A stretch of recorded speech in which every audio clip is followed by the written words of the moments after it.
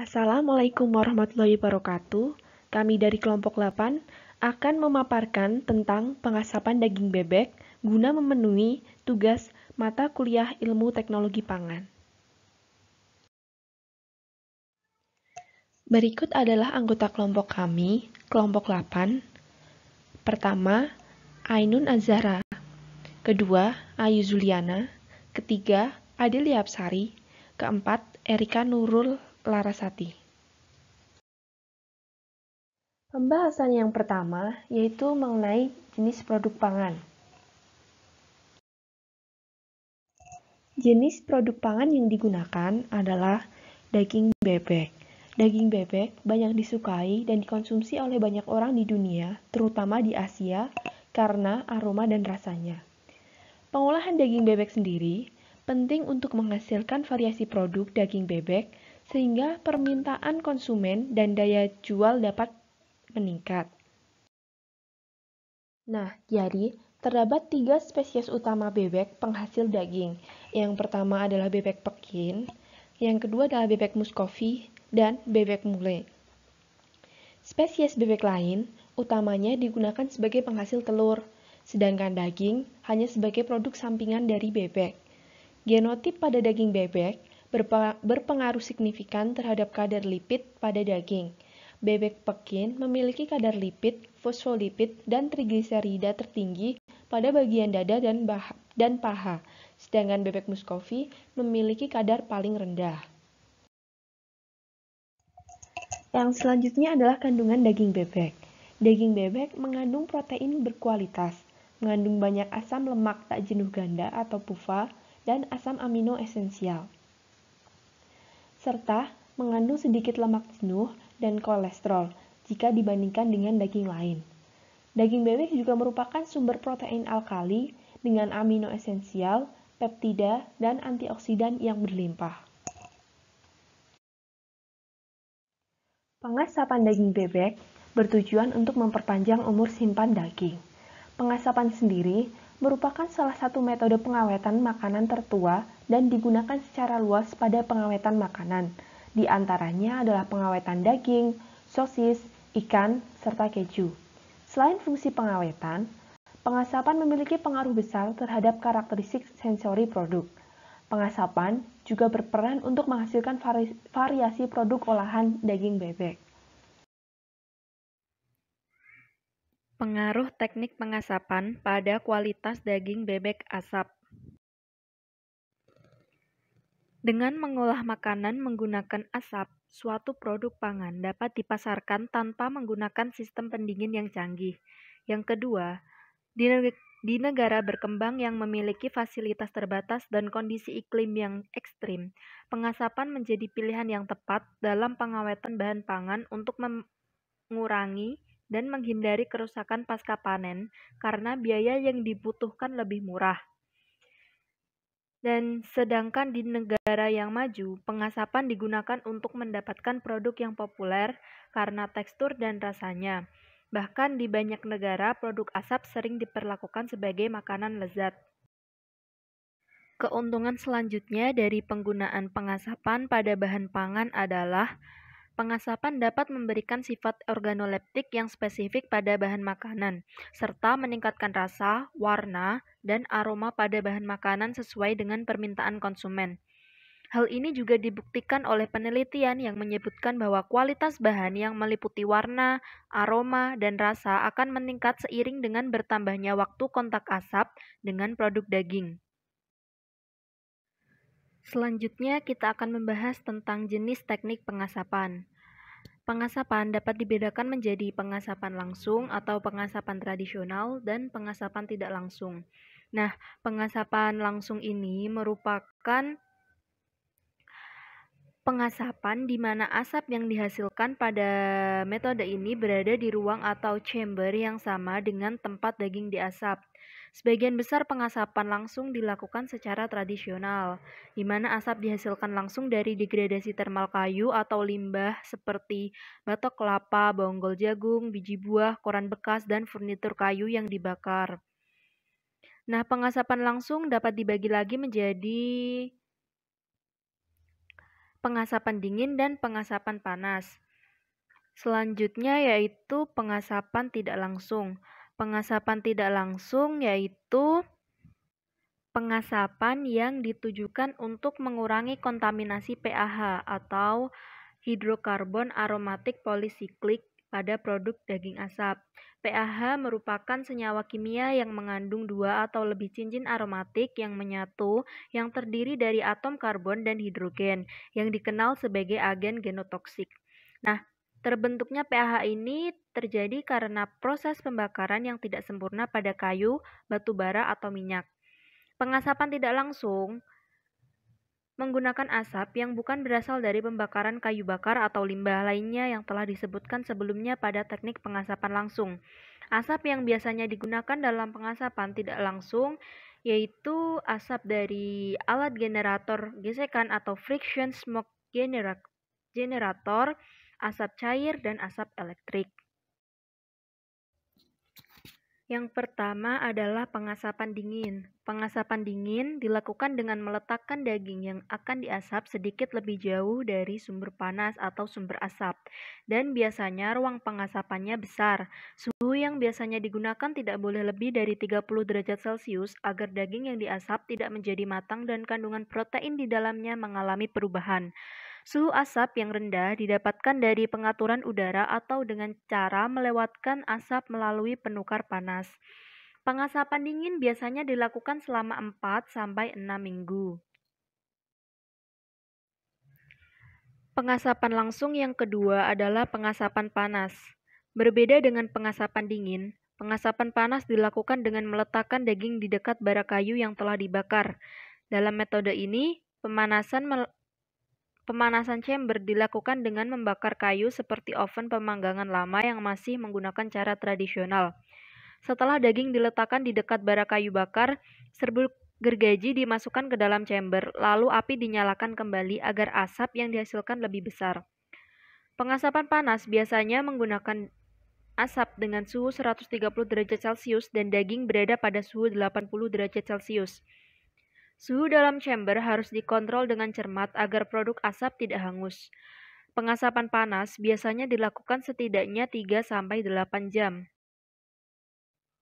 Pengasapan tidak langsung yang pertama adalah friction smoke generator atau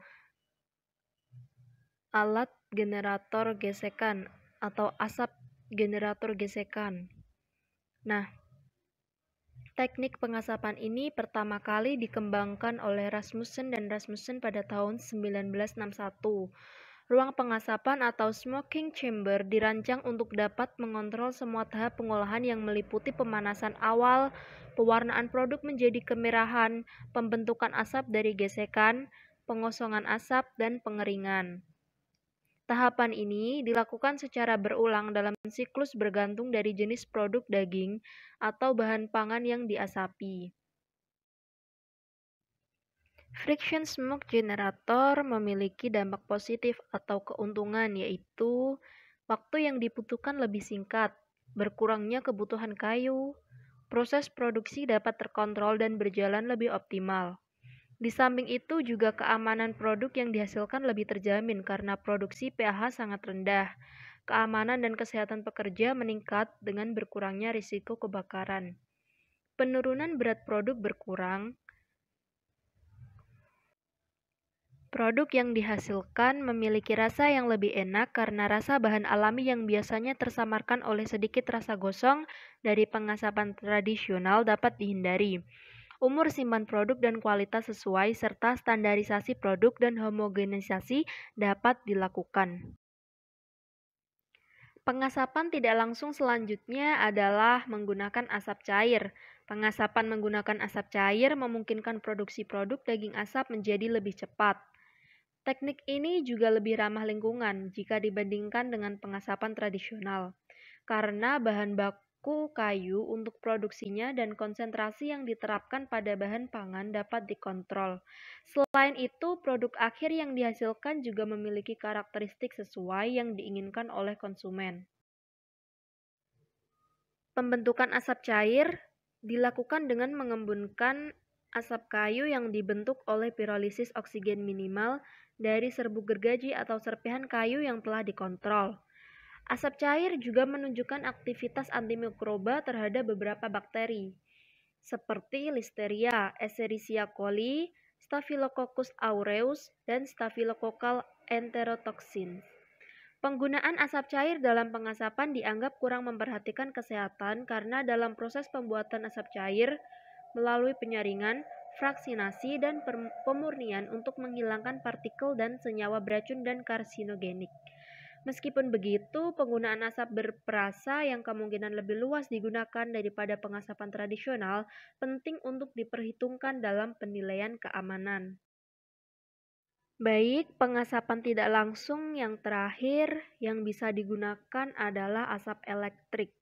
Teknik ini dilakukan dengan meletakkan produk pangan pada terowongan kontinu antara kabel listrik aktif yang diisi daya sekitar 20-60 kV. Asap yang dilewatkan pada sistem ini bermuatan sesuai fasenya, di mana asap mempunyai dua fase yaitu partikulat dan uap. Apabila produk pangan memiliki muatan yang berlawanan dari kedua fase uap tersebut, maka asap akan mengendap pada permukaan produk pangan tersebut. Proses pengasapan biasanya diikuti dengan iradiasi inframerah untuk memastikan adanya pengendapan komponen asap pada permukaan produk, di mana hal ini bertujuan untuk menghindari kontaminasi pH pada produk daging asap. Pengaruh pengasapan pada produk daging bebek asap. Daging bebek yang diolah menjadi produk daging asap mengalami perubahan karakteristik dan akseptabilitas karena kadar air dalam produk berkurang yang diakibatkan oleh adanya pemanasan dan senyawa kimia dalam asap, sehingga pertumbuhan dan perkembangan mikroba dalam bahan menjadi terhambat.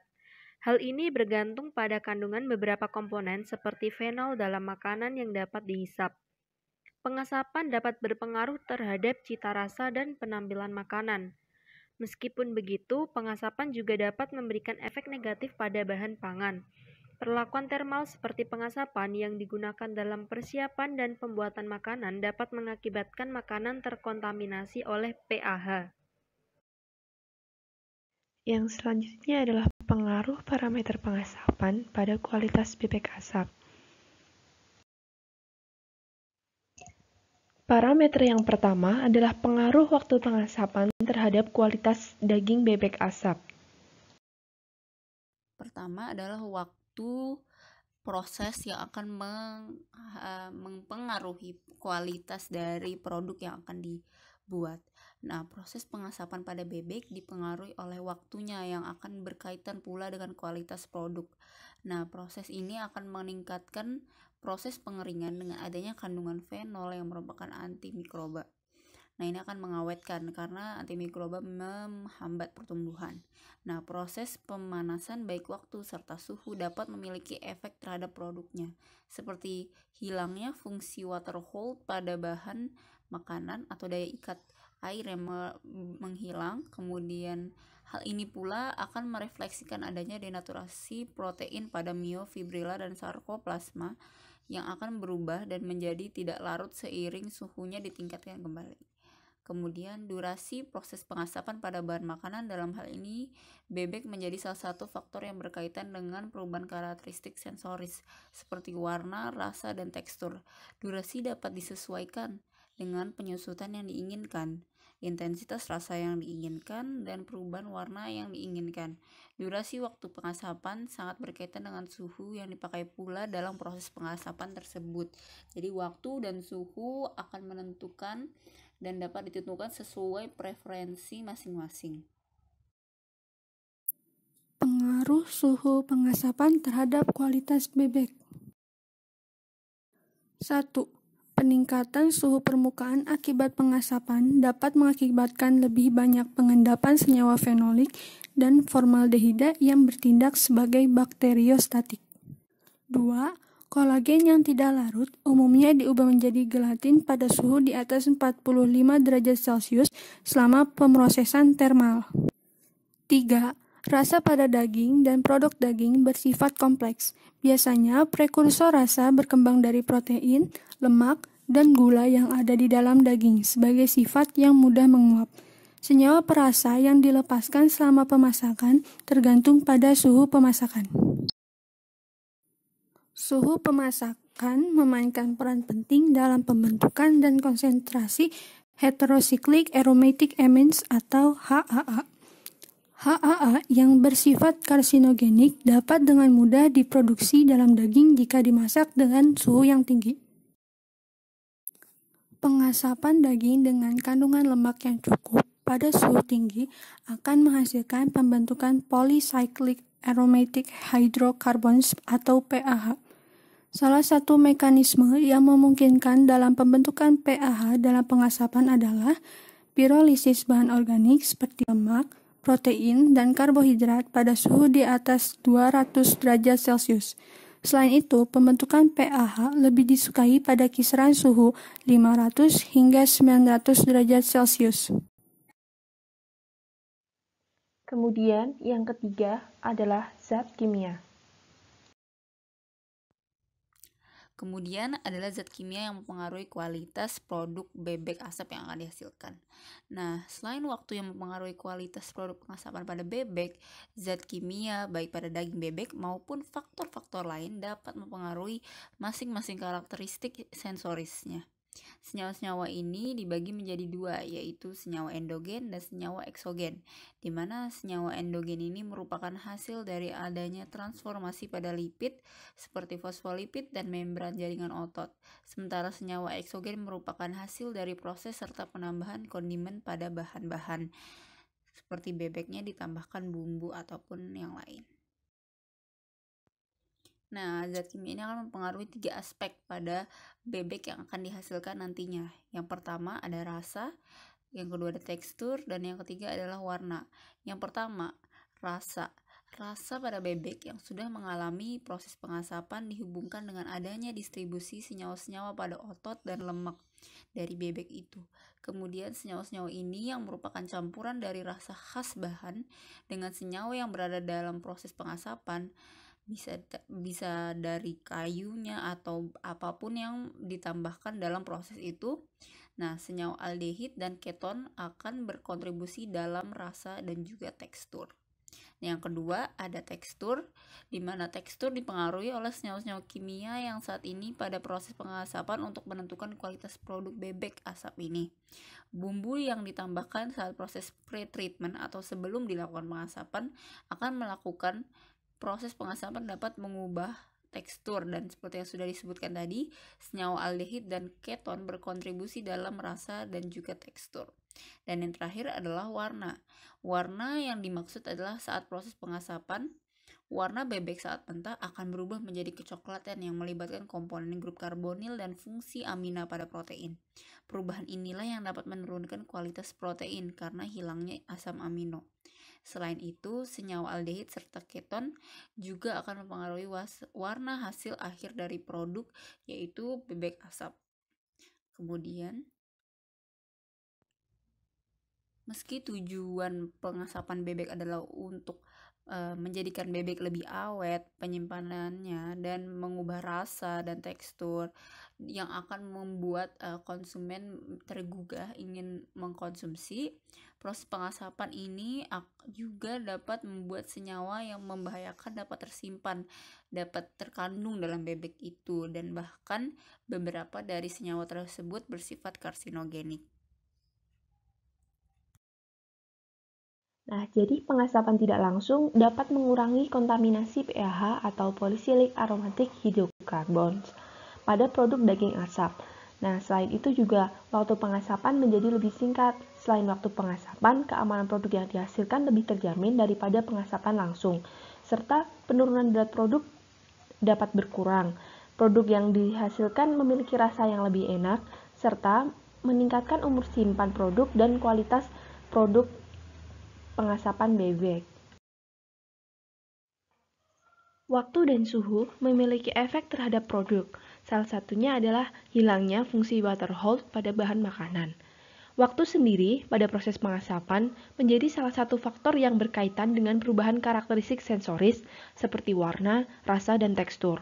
Sedangkan suhu berpengaruh terhadap pengendapan senyawa fenolik dan formaldehida, perubahan kolagen menjadi gelatin, dan menghasilkan senyawa perasa. Selain itu, suhu pengasapan mempengaruhi pembentukan dan konsentrasi HAA atau heterosiklik aromatik amines serta PAH, yaitu polisiklik aromatik hidrokarbon.